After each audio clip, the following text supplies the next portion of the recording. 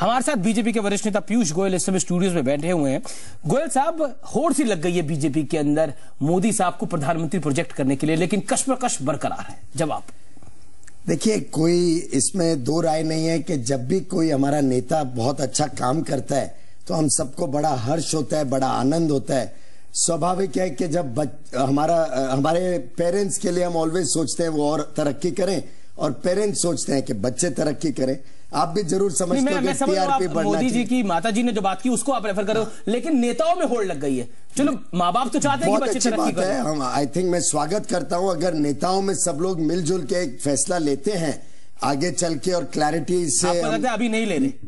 मुझे मालूम नहीं है, मैं नेताओं की गिनती में उन वर्ग के नेताओं की गिनती में नहीं हूं, लेकिन जब नेता बैठ के तय करेंगे, हमारी पार्टी एक डिसिप्लिन्ड पार्टी है, केडर बेस्ड पार्टी है, लगभग आम सहमति और सबकी राय लेके निर्णय लिए जाते हैं डेमोक्रेटिक प्रोसेस से, बजाय कि कोई परिवारवाद हो, और उस डिसीजन के साथ हमारी पूरी पार्टी साथ चलती है। राहुल देव, आप कुछ ऐड करना चाहिए? ऐसा है कि हम लोग थोड़ा समय से पहले की बात कर रहे हैं जी। अगर उनको बनना भी है तो अभी तो उनका आज चुनाव हुआ है, अभी तो वो तीसरी बार मुख्यमंत्री बनेंगे। उनको उनके दिल्ली आने में भी देर है, उनको आना है, इसमें कोई शक नहीं है, लेकिन वो तुरंत नहीं होने वाला। ऐसा नहीं कि वो ये लड़ाई जीतते ही तुरंत पूरी बिस्तरा उठाकर दिल्ली आ जाएंगे और यहाँ पे कहेंगे चलो अब मुझे प्रधानमंत्री पद का दावेदार घोषित कर दो। अभी उनको अगर दिल्ली जब भी आना होगा, उससे पहले उनको अपना एक विश्वस्त और एक अच्छा विकल्प गुजरात के लिए ढूंढना पड़ेगा। उन्हें उसके लिए तैयारी करनी पड़ेगी। ये यूं ही नहीं हो जाता, एक रात में नहीं हो जाती ये सारी चीजें।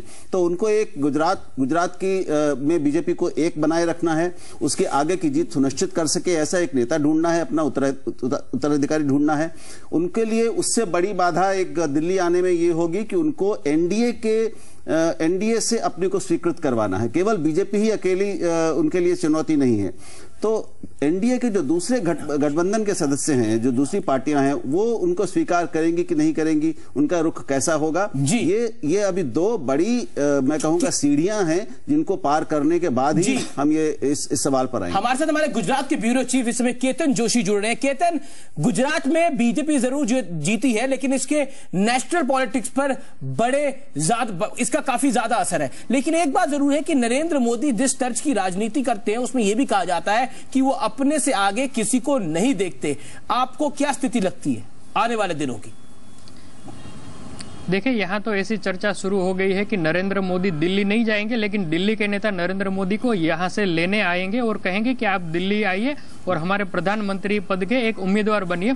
नरेंद्र मोदी हमेशा एक ऐसे खिलाड़ी है कि जो हर तरफ देखकर ही अपनी चाल चलते हैं। पहले तो वो गुजरात में फोकस करेंगे। आज उन्होंने कहा है कि मैं 5 साल गुजरात की सेवा करूंगा, लेकिन उनकी एक दूसरा पैर है दिल्ली के ओर।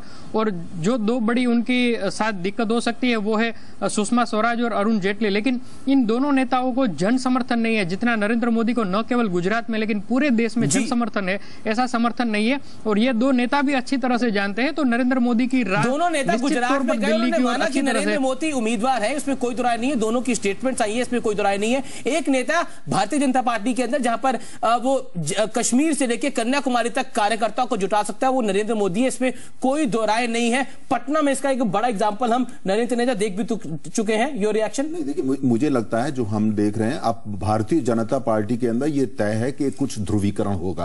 अच्छा, वो ध्रुवीकरण जो होता है वो लोकतांत्रिक होता है और होगा, क्योंकि लोकतांत्रिक पार्टी है। उसका नतीजा क्या होगा? जब ध्रुवीकरण होगा, ये मंथन होगा तो स्पष्ट हो जाएगा। और दूसरी बात, ये बात देखिए, हमको राजनीति में ये बात तय करनी पड़ेगी कि खाली भारतीय जनता पार्टी या नरेंद्र मोदी कर रहे हैं उससे ही नहीं होगा। देखना यह है कि अब यूपीए 2 की एक्चुअल में रिएक्शन क्या होती है, क्या उनके अंदर किस तरह का ध्रुवीकरण होता है, एनडीए के साथ में क्या होता है और यूपीए 2 में भी क्या होता है। तो आने वाले 3 महीने ये तय करेंगे और 3 महीने के बाद तस्वीर साफ होगी। जी, चलिए एक और रिएक्शन ले लेते हैं। अब हमारे साथ देवेंद्र शर्मा। देवेंद्र शर्मा, गुजरात में विकास के नाम पर वोट पड़ते हैं, बीजेपी जीत के आती है, लेकिन ये हम बाकी राज्यों में नहीं देखते। क्या हम उम्मीद करें कि आने वाले दिनों में पॉलिटिक्स ऑफ डेवलपमेंट जो है वो आगे होगी, या फिर अभी भी वो बहुत टफ और डिफिकल्ट है?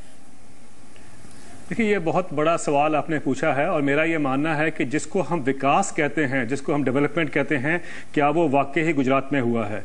जो जीडीपी की हम बात करते हैं, जीडीपी जितनी इन्वेस्टमेंट आती है, जितने बाहर से बड़े बड़े बिजनेस आते हैं तो जीडीपी बढ़ जाती है, लेकिन उसका ये मतलब नहीं है कि आम आदमी को उसका बेनिफिट हुआ हो और किसानों को बेनिफिट हुआ हो फॉर इंस्टेंस। लेकिन यहाँ पर ये प्रोजेक्शन इस तरीके से हुआ जैसे कि बहुत ही बड़ा विकास हुआ। मेरा मानना है, हालांकि मैं भी सपोर्टर हूँ कि भाई बहुत अच्छा लगता है हमें कि मोदी साहब तीसरी बार जीत के आए हैं, लेकिन कहीं ना कहीं विकास का जो परिभाषा है उसको दोबारा देखना पड़ेगा। मैं क्यों कह रहा हूं आपसे, नरेंद्र मोदी ने इस बार बोला, नरेंद्र मोदी जब जीत के आए बोला इस बार मेरा फोकस जो है वो एसएमईज रहेगी और गुजरात का किसान रहेगा। उन्होंने ये बात बोली कि हमसे कहीं चूक हुई है। मैं आपसे अर्ज करना चाहता हूं क्योंकि पिछली बार क्या हुआ था, इलेक्शन के टाइम पर बड़े बड़े होर्डिंग लगे थे गुजरात में कि उनकी एग्रीकल्चर की ग्रोथ रेट जो थी 11% से एक ऐसे इकोनॉमिस्ट से कराई गई जिन्होंने उसकी बेस जो है बहुत कम लेके उसको 11% दिखाया। और डॉक्टर वाई के अलग ने बाद में चैलेंज किया कि 6% हुई। 6% भी ज्यादा है, मैं ये नहीं कहता हूं कम है, लेकिन ये जो डबल कर दी गई थी ग्रोथ रेट, ये जो आंकड़ों का हेरा फेर होता है उससे हमें विकास को नहीं देखना पड़ेगा, हमें विकास के उसमें रियलिटी में जाना पड़ेगा कि किसान जो है, आज मेरा मानना है गुजरात के किसान जो है इतने खुश नहीं है जितना कि हम बाकी तबकों को देखते हैं वहां पर। चलो Piyush Goyal, let Piyush Goyal respond also. Piyush ji, एक सवाल मैं इसमें जोड़ देता हूं। आप अर्थव्यवस्था के भी छात्र रहे हैं और आप इकोनॉमी को अच्छी भली बात जानते हैं। भारतीय राजनीति के अंदर बड़ा टफ होता जाता है, बहुत टफ है पॉलिटिक्स ऑफ डेवलपमेंट को कैरी ऑन करना। अमित जी, पहले तो देवेंद्र जी की बात को रिस्पॉन्ड कर दूं। नरेंद्र भाई कंसिस्टेंटली विकास की राजनीति में विश्वास रखते हैं और आगे चल के भी उन्होंने बहुत स्पष्ट कहा है कि मेरे लिए विकास सर्वोप्रिय है। दूसरी बात, जहां तक रही आंकड़ों की, नरेंद्र भाई ने कभी ये नहीं कहा कि कोई मेरे से चूक हो गई किसान के क्षेत्र में या एसएमईज के क्षेत्र में। उल्टे भारतीय एवरेज जहां 3% कंपाउंडेड ग्रोथ रेट है एग्रीकल्चर में, गुजरात में वो 6.5% है। देवेंद्र जी शायद थोड़ा गलती कर रहे हैं। वो जो होल्डिंग थी वो कंपाउंडेड ग्रोथ रेट नहीं थी, वो उस पीरियड की ग्रोथ रेट थी। आप जानते हैं कि महंगाई की दर बहुत हाई रहने के कारण जो compounded growth rate at constant prices और जो रेगुलर होती है उसमें फर्क होता है। तो on the stand alone basis at current prices हमारी ग्रोथ रेट गुजरात की 11.5% है। कोई गलत स्टेटमेंट नहीं किया, कोई मुझसे अलग ने चैलेंज नहीं किया। वो सिर्फ जब कांस्टेंट प्राइसेस 2004-5 पे देखते हैं तो 6.5% है, which is more than twice the national average. Okay, let him respond also. Just one more thing. Because I have to go to another channel. Secondly, you must appreciate that Gujarat is the only state where the people below poverty line have reduced by over 25%, which is again not so in the rest of the country. Gujarat is the state where maximum jobs have been created in manufacturing. हमारी manufacturing की compounded growth rate on constant prices of 2004-5 11.5% है, जो देश के average से काफी ज्यादा है।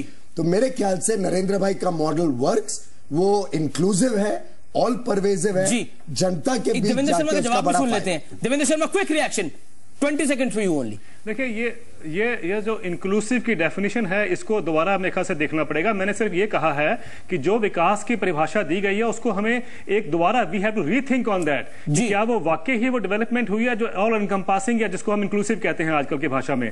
और जो 11% की बात हुई है, ये अशोक गुलाटी के उसमें कोट किया गया था उन्होंने कि 11% एग्रीकल्चर की ग्रोथ हुई है, और उसके बाद जब वाईके अलग ने कहा कि 6% हुई है, तो आपने जो कहा है मैं उसमें चैलेंज नहीं कर रहा हूं, 6% हुई थी, वो भी कंट्री से मैं एक दोबारा एक टॉपिक पे आना चाहूंगा। नरेंद्र मोदी पे आरोप लगता रहता है बार बार कि वो अपने से आगे किसी को नहीं देखते। इसके अलावा वो बड़े कॉर्पोरेट्स की ज्यादा मदद करते हैं। मेरे को तो उल्टे बड़े कॉर्पोरेट्स रोते रहते हैं कि वो किसी की बात नहीं सुनते, किसी को मिलते नहीं है, किसी का कुछ काम नहीं करते। नरेंद्र भाई इज वेरी फोकस्ड कि मैं किसी को out of the way, out of turn जाके कुछ नहीं करूंगा। मेरी एडमिनिस्ट्रेशन ट्रांसपेरेंट वे में अच्छे शुद्ध इंटेग्रिटी से चले, उनका फोकस उस पे रहता है। वो फंडामेंटल और स्ट्रक्चरल इंप्रूवमेंट में बिलीव करते हैं, बजाय के इंडिविजुअल बेनिफिट की राजनीति जिसमें कॉर्पोरेट्स को हेल्प करे। बट एक चीज मैं बता दूं, ये जो गलत फहमी है कि वो बाकियों को साथ नहीं लेके चलते हैं, ये एकदम बेबुनियाद है।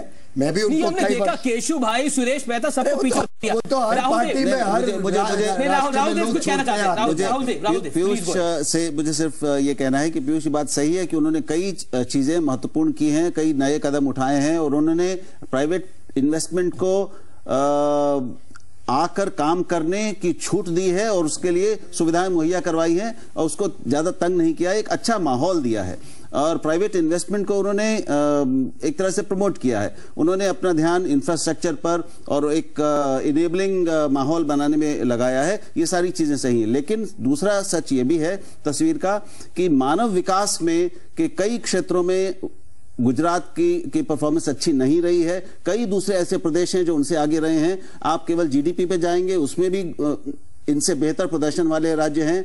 पर कैपिटा इनकम में नरेंद्र मोदी की मार्केटिंग अच्छी है, मार्केटिंग अच्छी है और उनकी एक इमेज, अपने छवि निर्माण की क्षमता अच्छी है। लेकिन चाहे वो प्राथमिक शिक्षा का मामला हो, माध्यमिक शिक्षा का मामला हो, कुपोषण का मामला हो, गरीबी कम करने का मामला हो, इन सारे मामलों में गुजरात का जो रैंक है वो बहुत नीचे है। कई बार 15 स्थान भी उनका है। मैं आपको सिर्फ एक छोटा सा उदाहरण दे दूं। पहली बात तो एक बड़े प्रदेश, कांग्रेस प्रदेश के मुख्यमंत्री ने सूरत में जाके एकदम बेबुनियाद और झूठे स्टैटिस्टिक्स बताए गए, जिसका मैंने खंडन किया। नरेंद्र भाई को भी मैंने बताया ये कैलकुलेशन है, ये झूठ बोला। उन्होंने बोला छोड़ो, जो करना है करो, मेरे देश की जनता मेरे काम से प्रभावित है, स्टैटिस्टिक्स से प्रभावित नहीं है।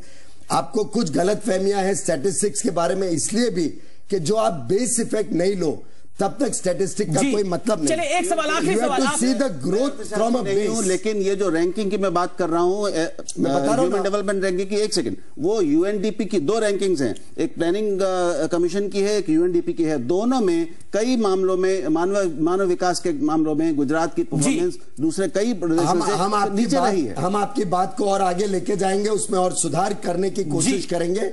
लेकिन इतना बता दूं कि अगर आप बेस देखें कहां से उन्होंने शुरू किया और आज कहां है, तो हर पैरामीटर में इंप्रूवमेंट। यही गड़बड़ है कि ये जो नरेंद्र मोदी को आधार मिला वो दूसरे सारे मुख्यमंत्रियों की तुलना में कहीं ज्यादा मजबूत आधार था। पहले से एक औद्योगिकृत व्यवसाय मित्र मैं कह लूं, वो बिजनेस फ्रेंडली माहौल उनको मिला है। पहले से एक बना हुआ संपन्न समाज मिला है और एक सांप्रदायिक आधार पर ध्रुवीकृत समाज मिला। नरेंद्र मोदी तक ये चर्चा सिमट के रह गई है।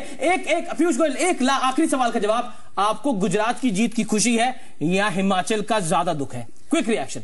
देखिए, क्योंकि लगता है थॉमस आपको भूल गए हैं आप। नहीं, दोनों ऐसा लग रहा है क्योंकि हर आदमी मोदी की बात कर रहा है। आप जो सवाल पूछोगे हम तो उसका जवाब देंगे। जवाब। आपने पहली बार हिमाचल का विषय निकाला।